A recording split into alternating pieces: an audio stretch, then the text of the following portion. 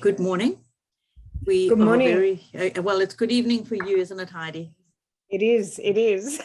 Yes, it's a huge welcome to Heidi Conway from Brisbane in Australia, who joins us. They're, I think, something like 10 hours or something ahead of us in the UK.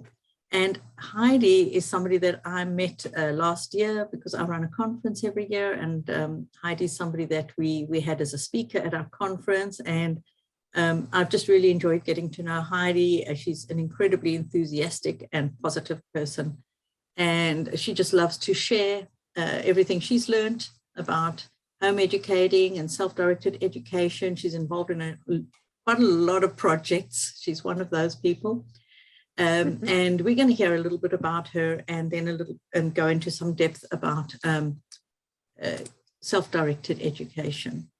So Heidi, before we go on, I'm going to allow you to introduce yourself. So just tell us a little bit about yourself. And then after that, I'm going to ask you to tell us a little bit about your home education, how you came to home educate and what that's meant to you. Okay, thank you. And thank you everyone for being here. And I see Joe as well. So yeah, it's lovely to see you all. Wow, I went to ordinary school, but boy, do I wish I was home educated. So I went to a private school and ended up at university at 13. I thought I knew what I wanted to do. And so did a science degree majoring in pollution and health. And why I say I thought I knew what I wanted to do, because I tried on what Mum was doing, and that was being a librarian, and that was boring. I did a bit of I mean, I love books, but just to be inside all the time. And my dad was a soil conservationist, so I wanted to work outdoors, so studied environmental science, pollution and health, and followed that pathway. And it wasn't until I was actually working in the area that it was reflected back to me by, I said, when incidents happen, you basically get to the root cause, the real root cause. And it could be something to do, with my home life that actually was a contributing factor to the incident. You should be a counsellor. So I studied coaching then, and soon became a trainer of coaches and was working as a coach, and then started doing some part-time work as well. And in the corporate world, 6-figure incomes. Once I had children, I was just doing more part-time work. And then I guess I'm shorting this because otherwise I'll be here for a couple of days or hours. So when the children were 8 and 11, I was told that the 11-year-old, 2 boys, I have 3 boys, but one went to traditional school. He's my stepson.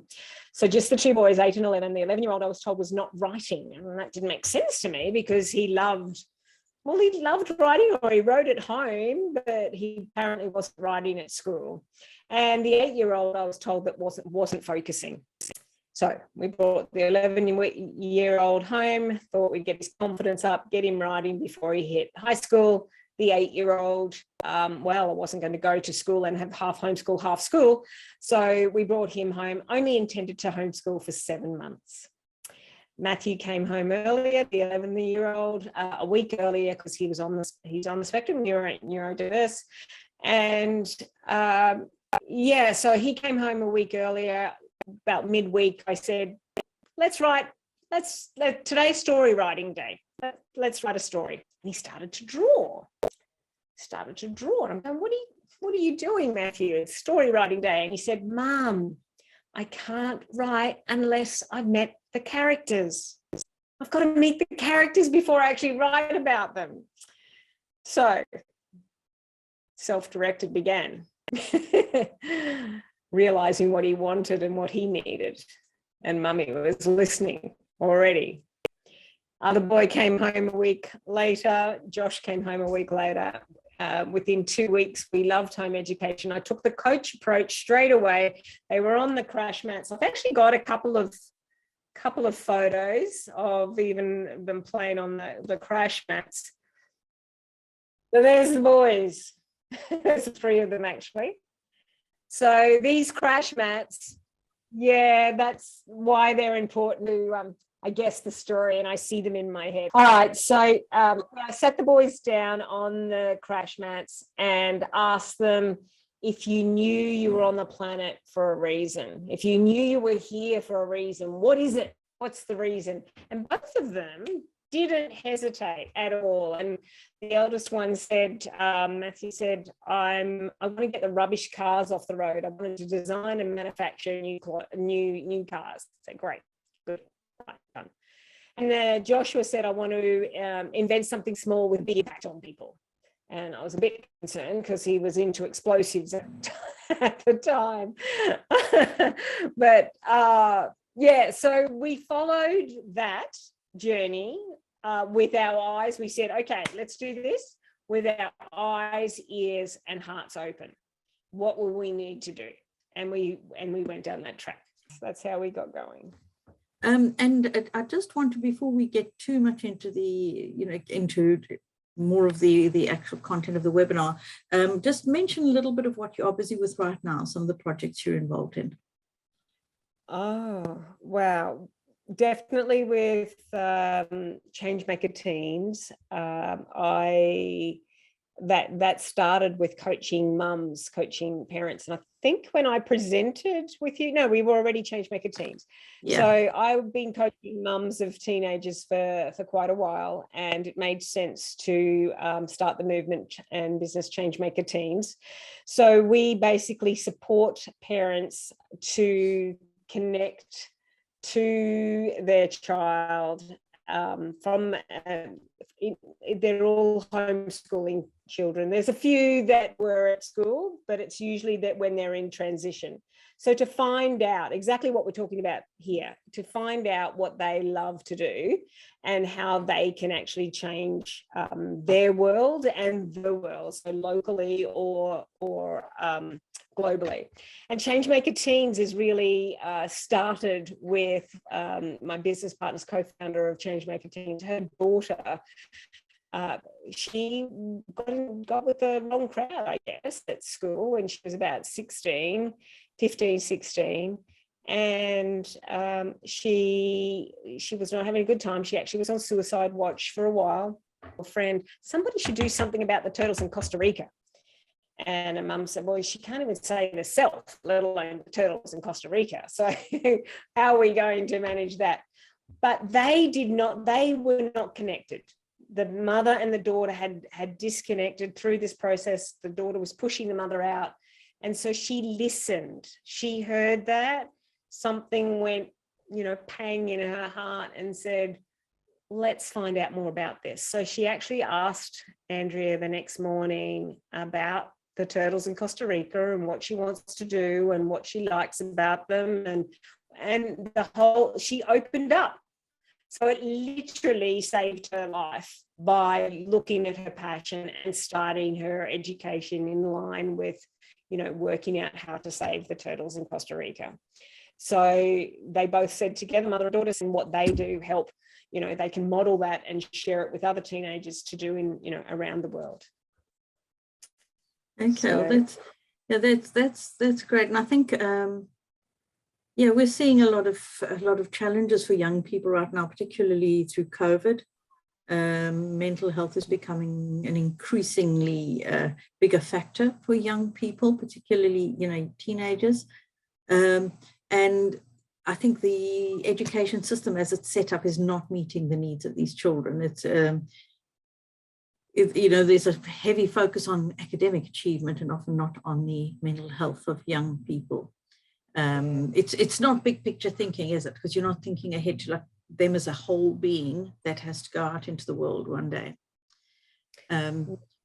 So our theme today is about trust in self-directed education. And I know from my own experience that when you with self-directed education, your part of that is handing over ownership to the child of their own education. How would you define self-directed education? What does it mean to you?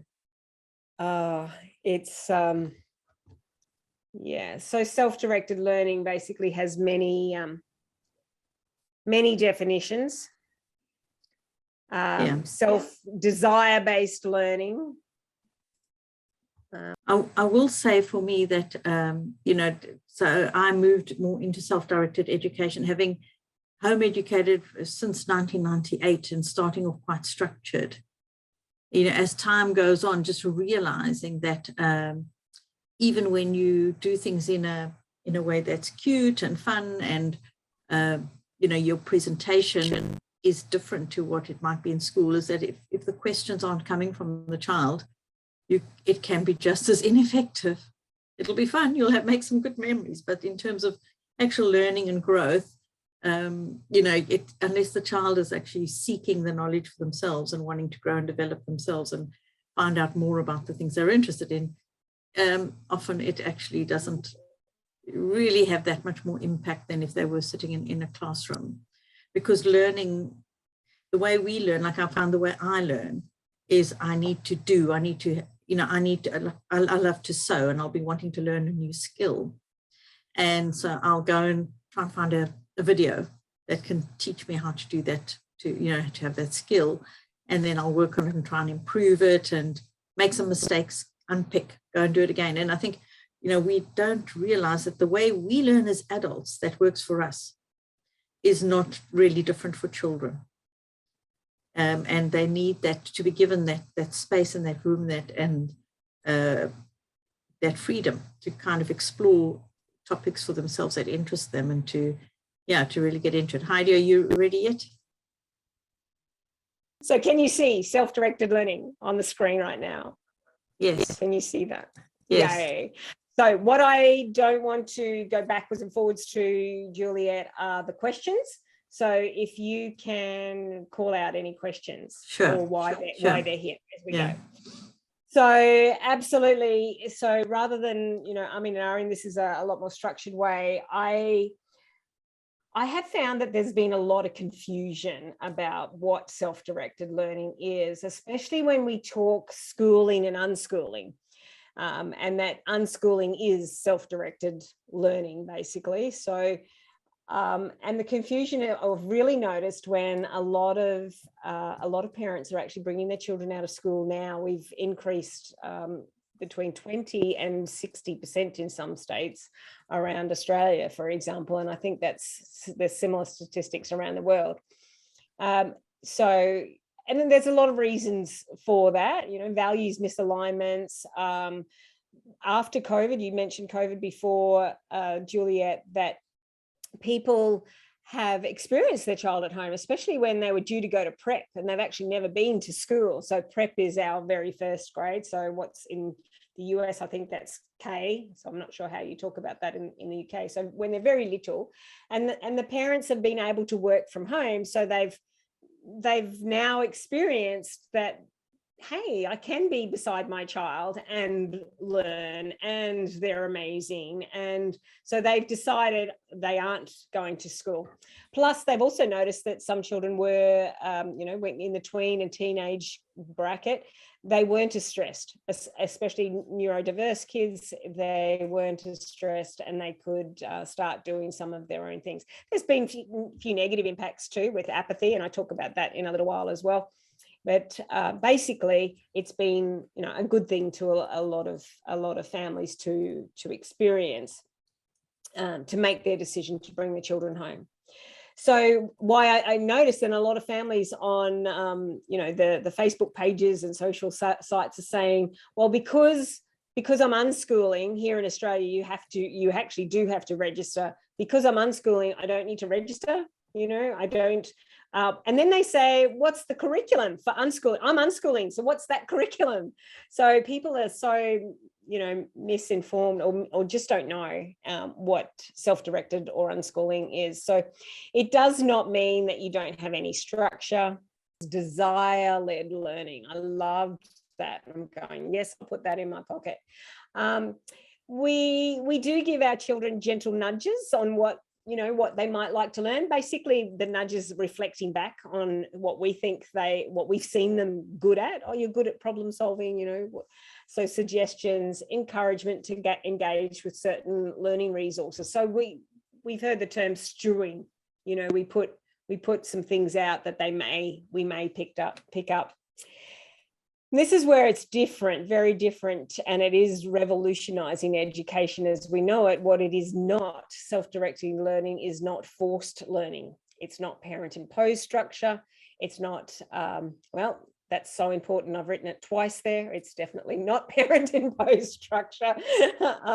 Lessons or pressure to learn certain skills, information at a certain time or in a particular way. Heidi, I just want to go, can I go back to that desire-led? There was another person back in the day, I read a book from somebody who called it delight-directed. Oh, I thought that was a lovely way, delight-directed learning. Delight, yes. Actually, that's fantastic. Delight. I'm going to definitely, well, this is recorded. I'll have that. Yeah, delight directed. I think that was what, do you know what book that was? I'll get back to you with it. I'll just need to double check the source. Yeah, below. Yeah, very good. So, so when we talk about what it is not, again, parents go, really? You don't actually have workbooks to say, do this. Well, at this particular time. One beautiful thing that was said to me very early in my homeschooling by another homeschool mum, and she said, the word behind is a dirty word. So it's just like a swear word in the house. There is no such thing as behind. You can't be behind. The child is where it is and where they are. So, because they could be behind at school. So there's no difference at all. Only here there's a chance to regroup and find some information and move at their own pace. So I think that should move along now. So yeah, it doesn't mean you don't have any structure though. So where I've just said that parents could go, really, you don't have, there's no forced structure, but it doesn't mean you don't have any structure. It doesn't mean you take your hands off and you don't parent them. Yeah, so that you never teach them anything, because some kids really want to be taught. So if it comes from them, it is self-directed learning. Now we've got a coach with the Changemaker Teens team, and he's a wonderful ability to teach literacy and phonics and reading in such a different way. And Josh, when he came out of school at 8 years old, remember, he was told he wasn't focusing, top of the class in maths, English, just wasn't really focusing on English so much. And so his blends and spelling, and again, he would be assessed as behind at school. And I really wanted to get more support on that. So I introduced him to Dr. Lance, and he did and he's a doctor in education. He went, to the top of the tree and did his PhD in schooling and unschooling. And he, in unschooling and deschooling, sorry. And he had a session, and Lance came back and said, I can't work with him. I went, really? What? He said, no, Josh doesn't want to be there. Josh, he just doesn't want to be there. So it's not time yet for Lance. And he was like 12, and I go, oh, when's he going to get this spelling right? When's he going to get, we played spelling games on paddle pop sticks, and we did all sorts of fun ways of learning to spell.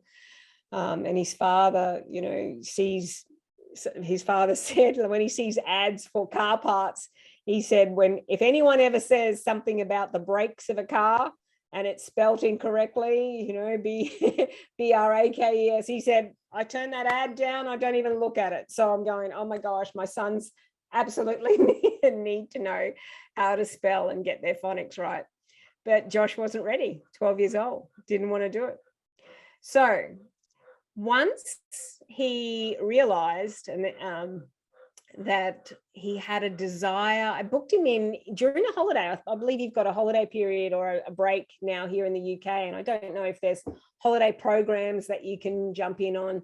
But there was one holiday, Josh did a STEM course, and they had 3D printers, and they designed something and they sent it, like they emailed it back to the organization, the little junior engineering organization, and then they mailed the result back in the mail. And they had a competition during the process too. So it was mainly school kids, and they had this competition, but Josh was just busy doing the do. He didn't enter the competition. He wasn't worried about not winning or not being the best, but he learned this design, and where they had to work on things overnight before they came back the next day, he started getting YouTube tutorials on different ways of using 3D printers. What are the 3D printers out there? Resin printers, all these things about design, and he just fell in love with that. And then when he had that, and then realized he wanted to go further with that, and we went to an open day at a university for my other son for music, and he saw that he could do animations and the backgrounds, not people or cartoons in games and things, but the actual structures. When he saw that he could do that, and he was already designing masks and robots, and he 3D designed his whole computer, his computer keyboard and mouse and everything. So once he worked out how to do some of those things, and that he could do a job or a business, he was already saying, I'll sell all my little miniatures. He then realized he needed to get better at English. And so he actually asked, could he go back to Dr. Lance? And that was when he was 14. So he's just turned 15. And he's been with Dr. Lance for probably the last 3 months. His readings got out of sight, and he's really excited about potentially going to uni, because he could get in there on a certificate 3 as well, like the language with UK. So it's more a trade school, the technical colleges, and his portfolio, because he's already got a portfolio of design. And we've rang the university, and for everybody that does drawing animation, you would need about 30 pictures in your portfolio to actually get in for animation. For the moving ones, he only needs 7 or 8, and he's already got 3 and working. He's probably got 7 or 8 things he's working on. So he's been intrinsically motivated. That's self-directed, and that's what self-directed is as well, intrinsically motivated. I don't know if anyone listening who has had kids at school, and there's the gold stars, there's the extra rewards for performing in a certain way, and then the teachers would still say, he's not intrinsically motivated, but let's give him a pencil for doing this 10 out of 10 in this. So it just didn't make sense. But now I'm seeing my youngest just totally, the eldest has had his own path as well, intrinsically motivated to learn his English, to be able to write, because he will need to write. We went to the open day already. He'll need to write the history of animation if he wants to do that. But he also knows that if he chooses to not go down that path and go into a job, he likes it though, because you might be able to travel to go to, I think there's one, there's a few different tours that they do during the study. But if he didn't go down that path by choice, he could start a business in the same field. So he's getting ready. He's done a lot of business studies, entrepreneur courses, and he can do that. So again, all self-directed. So I'm using sort of the definitions with a story about my own kids. So I don't know if there's any questions today. So nothing so far, mostly just some comments of why people are interested in self-directed. Otherwise, I think go ahead, Heidi. You can share with me why people are here. Yeah, so Caleb said he's let me go back to your first comment, Caleb, so I can go back. He's trying to establish a place in the homeschooling and broader flexible learning community rather than just proceeding intuitively. He thought it prudent to hear from some experts, which I think is, it's always really good, especially when you listen to people who are home educating their children. Invariably, the longer you do this, the longer you home educate, the more views you have on education and the more you've actually been able to, well, we've probably had the opportunity to try out more things than most schools or other settings would be able to, because you've got different children. So you try out different things to try and find something that works, because it's all one-on-one. So we're probably a good bunch of guys to talk to. And then Caleb went on to say he's been preparing resources designed to promote self-directed learning. He supports the idea of parameters within which a child can explore until they feel confident enough to proceed without the walking frame. Okay, and Arja said that he's got a toddler who's due to start reception, and he's already been doing self-directed education at home, which the child loves, and he's actually doing really well. And he's considering whether, you know, going to nursery would work, going to school would work, because he fears it will make him hate learning. I know what I would say. Yeah. It's not about me. Well, I've got a question there. He says you're already doing self-directed learning. And people have asked, like in the Australian Homeschool Summit too, I spoke about our style. Like there was a table of ladies and we talked about our individual styles. And I spoke about conscious self-directed learning, if you had to say that's our style. But the question wasn't even asked, what sort of homeschooling are you doing? It is, what style are you following? So is it Montessori? Is it, you know, self-directed? Is it unschooling? Is it academic? Is it like whatever style you are using? And so I mean, I don't want to be pedantic about your words, love. I just want to question when you say you're doing, because I might learn, I love learning from everybody here as well, doing self-directed learning with a young one. And this is the period where I wish, I've got a regret that I didn't homeschool right from earlier, or at least when I had listened to somebody who was, and I cried because it sounded so good, but still I thought I couldn't do it. But so I wish I did it earlier. But my boys, I mean, I teach them that everything's, you know, everything happens at particularly the right time. It's all, you know, it's all, you know, divine and perfect, the timing of things. So they have no regrets, because I guess that wouldn't make sense if I teach them that and they had regrets. But I guess I wish that I could have had them from young, and wonder. It's more a wonder. I wonder what things, what our lives would have been like. I think, you know, I feel the same, actually, Heidi. I'm going to just jump in here. I feel the same. I wish I'd started earlier. And I think I probably would have been less stressed about structure and all of that. I think when you asked, I did respond to Arja and say that it's home education is actually pretty much an extension of what a caring parent is already doing, which is naturally responding to what your child is coming to with and needing help with.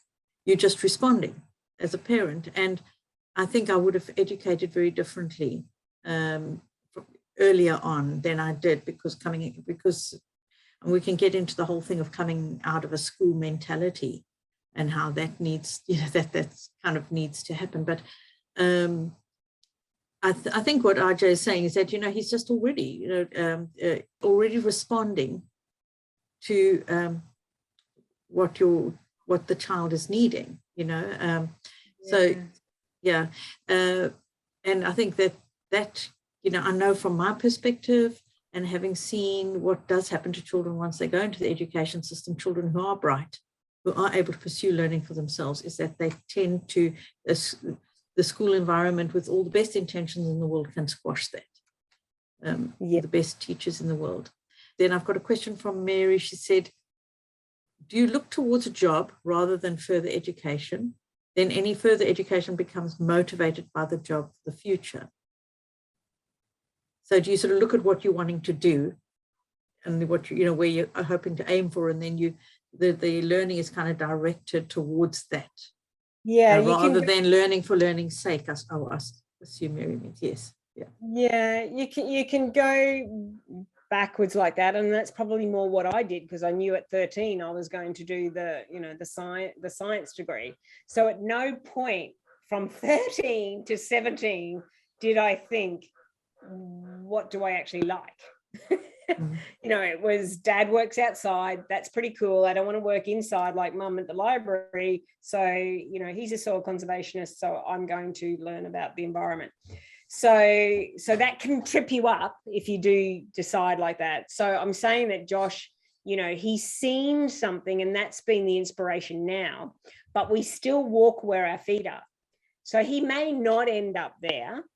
And I can use the example of my older boy. So he, at 15, at 14, he wasn't doing, when I say I lost him, I was probably, being a coach, I did take, that self-directed and actually asked them and watched, listened to what they were doing and good at, but I wasn't conscious as much. So I wasn't as a conscious self-directed. Intentional. Intentional. Yeah, being aware and really being clear. And it was when he turned 14, he was not, like, we always had entrepreneurism and business courses, and we always had music, and we he played drums, and then he went to guitars, and then all of a sudden, but he was doing a lot more reading in English and maths, and because he was interested in the cars, he was doing the Industrial Revolution. We looked at real estate because he was going to put a car show on, and we did all these amazing things. So, but then at 14 or close to 15, he stopped doing all of those things and just taught himself music. So he went onto YouTube, all ukulele, a bass, or keyboard, guitar. He and I said, that's fine. It's great, actually. You're so happy in doing this. However, it's got to mean something. It's got to mean, and what we mean by mean something, of course, it was meaning something to him. It was bringing him joy. Well, what I meant is that it's got to come out of you. And, we say that you need to give that to God's people. You need to show that. You need to share that. Not show as in show off, but share your gifts. So, how are you going to get it out? Do you want to write songs? Do you want to write about it? Do you want to speak about it? Do you actually want to play? How do you want to get it out of you? So we were going to, so then he went to a college, did his certificate in the music industry, and then after that went to school. He went to grade 11 and 12 at a music industry college, a big alternative school, just doing music with lifestyle, maths and English. I want to come back to the thing of trust, because I know for me as a parent, when you kind of step back a little bit, it can be a bit scary. And, I know how I learn, but, sometimes where I learn can be kind of roundabout and maybe a bit slow and that kind of thing. And obviously with our children, we're a little bit worried because, everyone else is like doing exams, or they're going, you've got all these like steps that they have in the education system, and, you worried your child might get behind, or you have gaps in their learning. And let's talk about trust. Yeah, the reason why schools and why we as in the community probably don't trust and find it really challenging to let go is that we think children won't learn, that they're no good, and they actually won't learn unless we make them. So unless we tell them what they need to learn, they won't learn. So that's coming from fear in itself. We also think that the world is broken and we have to prepare our kids for the real world. We have to write it this way. We have to do it this way because they have to be prepared for the real world, and the business world. And I had to put up with it. Why shouldn't they? So they're reasons really why we find it hard to trust children that they can learn. And yet innately they are absolutely into self-discovery. They really do have the desire. If what's his name? John Holt, in How Children Learn, there is the innate desire that they will. And you know what? I can tell you that I've had to breathe a lot. And, when he stopped doing all curriculum, and after he just said he wanted to design and manufacture new cars, and he's playing the piano and he's playing the guitar, I'm going, okay, we had some sort of structure there, but now it's loose again. So what happens? But he's happy. And I asked, sometimes the partner with homeschooling needs a little bit more convincing, but I just wanted to be sure. Michael was pretty sure, but I wanted to be sure that he was sure. So I said, what do you need to see, feel, or hear to know that this is going to work for our kids? What do you need to see, feel, or hear from Matthew and Josh that it's just going to be a great experience for them and it's going to work and they won't be at home in their 30s? And he said, I want to see them doing things and I want to see them happy. So he didn't say, I want to see them doing 6 pages of a maths book every day. He didn't say that. He said, I just want, basically he didn't want them to have apathy. There's 4 things that that have apathy and they just lay around and just don't do anything. Deception, that you think they're doing something and they tell you they're doing something, but then they don't. They reject all steering and all ideas and things from you. This is more tweens and teens. There's the rejection. So there's apathy, deception, rejection. And there's also the attrition that, again, it's a little bit like rejection, but there's the pushback. They don't want to do any of that.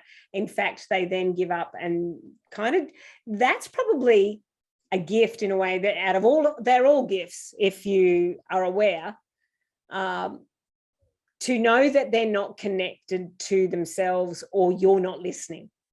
And so when you're talking about a mental health, I think it came up a lot at the recent summit as well, about the mental health. I strongly believe that kids have got a foot in each camp. And one foot is, do your work. Do your work. I did it. All of those things I said before, because you've got to be prepared for the future. And the other foot is, do what you like. Be yourself. Do what you want to do. You can do it. You're amazing. And they're going, well, am I amazing? And can I do what I want to do? Or do I need to I love mum and dad, so I want to be amazing, like they said, and I want to believe them. And I also, on this side, okay, I love mum and dad, and so I have to do this. So they're torn in half. So there's anxiety, depression, who am I? And they haven't discovered who they are, or they think they know who they are, but they're not allowed to be who they are. So my concept of conscious self-directed learning is all about and trusting that side, that child can be themselves, allow them to be themselves. And I've got on, some of the slides, I'm not going to bring them back now. It's #BeYou, just be you, just be yourself. And you know what has to happen then? You have to be the change as the parent and be you as well. Do you think sometimes you have to, like that letting go, that can be scary, because sometimes you don't see the child do anything. I've heard of some families where all their children want to do is go and play video games. Yeah, I had a conversation with Josh in the car this morning. 15, just turned 15 this week. He goes to a learning dojo twice a week. So a learning center, social aspects there, and they do all sorts of, he does his mentoring there and does some basically hybrid learning. So some online, some mentoring, and you know, the social aspects with other kids. And so we were in the car. It's a 52-minute drive. I know it's 52. I've done it many times. And I said, so what are you actually doing lately? You know, what are you doing? Because when I come into the room, you know, it's closed doors, no locked doors, but I knock and come in. And sometimes I see your designs that you're doing on the screen, and that's awesome. And you show me those. But sometimes you flick the screen off when I come in. And I know that you've got terrific manners, and you want to focus on me and not the screen, because I also know that you don't like it when I'm on my screen and, you know, you come in and I want to talk, you know, you want to talk to me. So I love that you actually do that and turn off the screen. But you know what? We're still doing self-directed learning. And if somebody asks me, what is your boy learning? I want to be able to let them know. So I know what your mentor writes down, what you share with her on the Tuesdays, but what are you doing here? And are you actually putting everything down on that list? And I said, because I know he also does love games, but I said, so what percentage of your time are games? And he goes, oh, Mum, probably only about 10% of my time. So I said, what are you doing the rest of the time on, you know, he's got an amazing computer. And I said, what are you doing the rest of the time? And he said, design or finding out about design. And it was a bit clunky, the whole conversation, until we actually picked up a friend on the way, until about 5 minutes away from this chap's place. And he said, I'm learning about bones, but not the bones as in our body, Mum. A lot of what I'm doing is the bones with animation and how you structure those bones to move. He's always been about not just pictures of his animation, but making them move. And that's way beyond, I've been told, is way beyond his years already to start trying to make these designs move. And he said, that's what I'm looking at. And I was just in awe listening to him, because it was just, after all this clunkiness, it was just flowing from him. And I said, before his mate got in the car, and I said, hang on a sec, before he gets in the car, how did we just do that? So I was conscious. I said, how did we just, because that we just struggled for about 40 minutes to get to the point that you actually answered my question on what you're actually doing. And I said, how did we do that? And he said, you were quiet, Mum. And I think we sometimes need to be quiet in more than our words. You know, it's sometimes being quiet in terms of how we control and manage their time. And Mary did ask a question about, let me just find it. Where did it go? Oh, yes. So when you come across apathy, deception, and rejection, yes, in some ways, it kind of also ties in with this thing where a child may just go and play video games. And, you know, you've got to find a way to handle that. Or to awaken something in them. Yeah. Yes, and video games actually aren't too bad. Like, I actually don't know the author. I don't have the solid book. I've got an audio book, The Brave Learner. She talks about that she followed her son doing chess and going to the chess championships, etc. And then he also played games, and he was on international competitions playing video games, but she never looked at those. And then she realized, well, why not? And what is he learning? And what skills is he learning by doing that? I've coached mothers. I mentioned before, I coach parents, and I coached a mother that was really distraught about how much the video game she was playing, but also how she was rushing her work. She was rushing through her work in order to then go and play games, because her mum said you can play after you've done your work. So she was absolutely rushing and not focusing on her work very well. And I said, that's okay.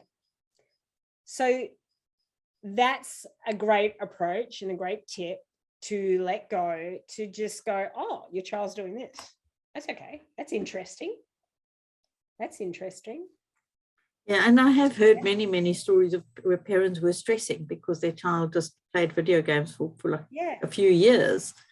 And at some point they they decided, you know, they kind of like, just wait a minute, you know, what, and then just took off on something else that they were enjoying, and then actually achieved really well. And I think it's, for me, I've got to come back to myself and look at what works for me, what encourages me to learn, what engages me, what lights my fire.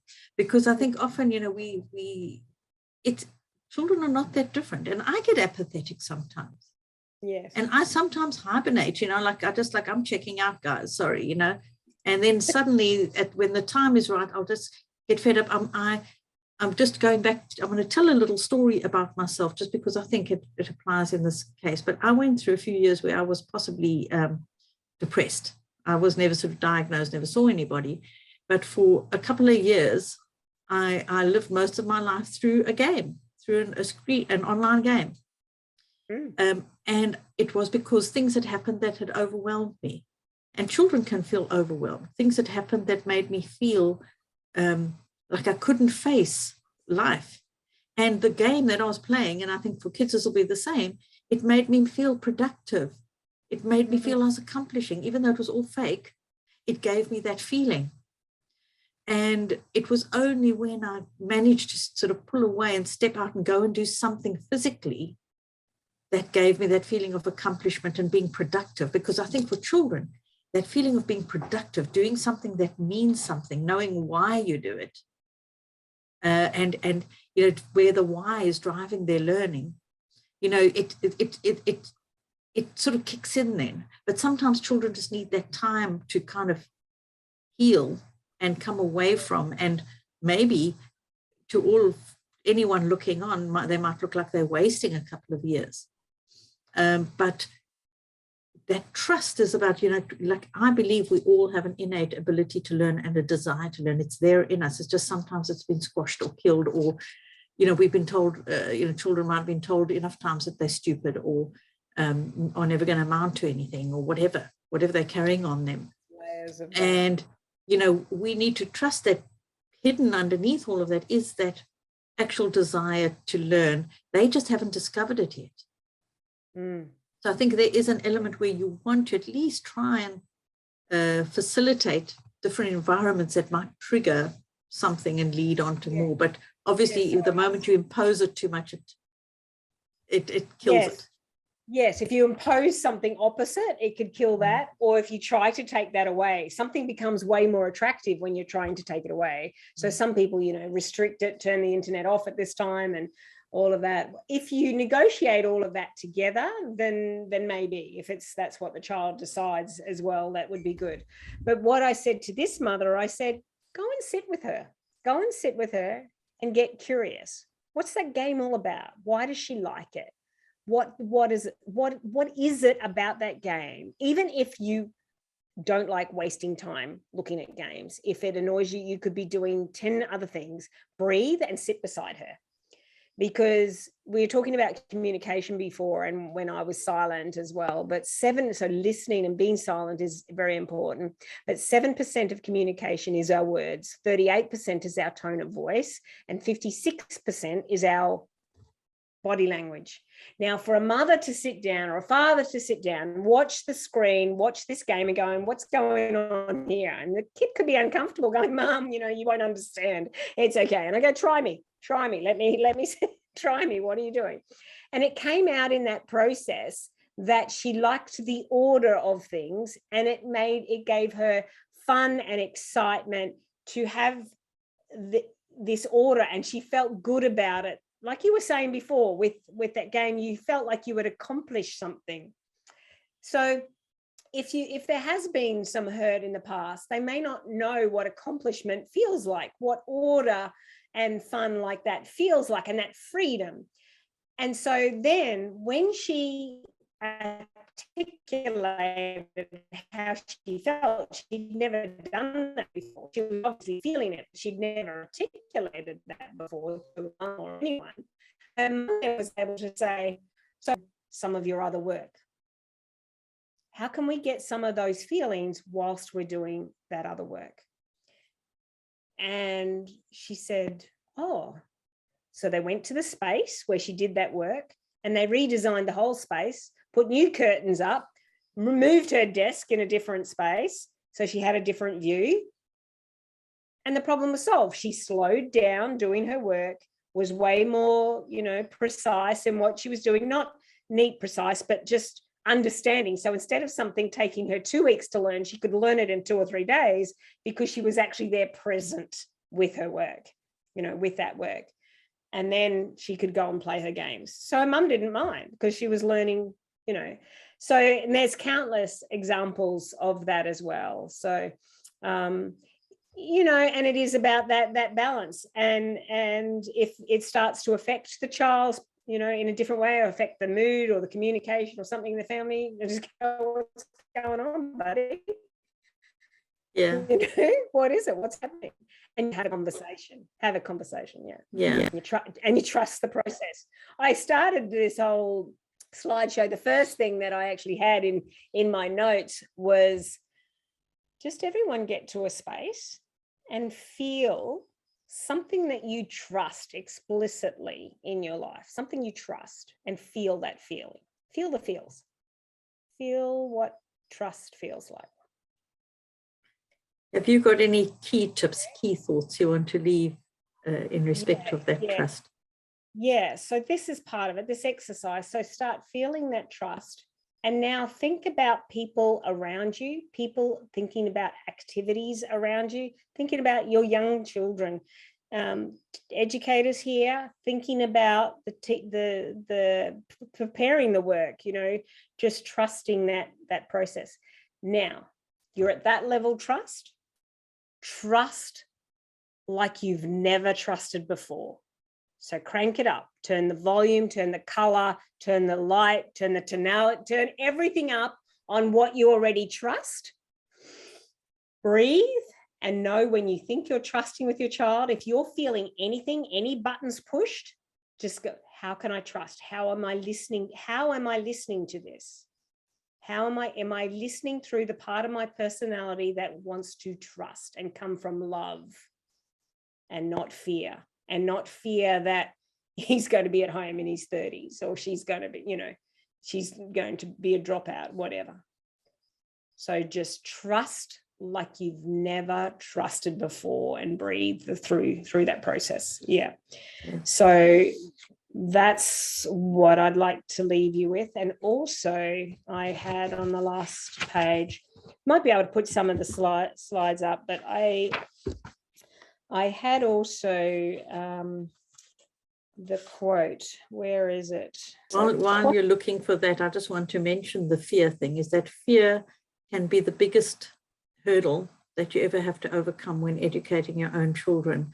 And you need to identify everything that you fear around educating your own child. Are you fearing other people, what they think? Are you fearing that the child will still be living with you at the age of 35 of you? And you kind of have to unpack that. And make sure that your motivations and that you remove your fear reasons. Yeah. And try and get down to the actual real essence of what you want for that child without all the things that you fear. Yes, and a way of the coach approach to that, which the Changemaker, when you talked about what projects we're doing within Changemaker Teens, we've got the Changemaker way, and it really helps unpack what a child wants to do in four levels. But the fear part of it, imagine 2 buckets. And all of that stuff put in a bucket. You can even draw them on a sheet of paper. And in one bucket, all those things that, the self-talk that you might be afraid of. Now, if you focus on that bucket, so if you think about unpacking them and all of that, and some people may need to do that and may need a therapist to do that as well, or definitely support. Whereas the coach approach would say, okay, that is there. And that's part of me, I welcome that and, bless. But what is in the other bucket? There are only 2 buckets with homeschooling, with everything, with life. There's only 2 buckets, fear and love and trust. That love and trust bucket. This is what the whole self-directed learning is all about. We've got that bucket over here. And so what is the opposite? So you can say, I'm afraid when they're not doing anything, when I see the apathy. I'm afraid of that. So you can put, what is 100, if you put apathy on a coin, what is 180 degrees opposite to that, or my fear of that? Okay, so responsibility.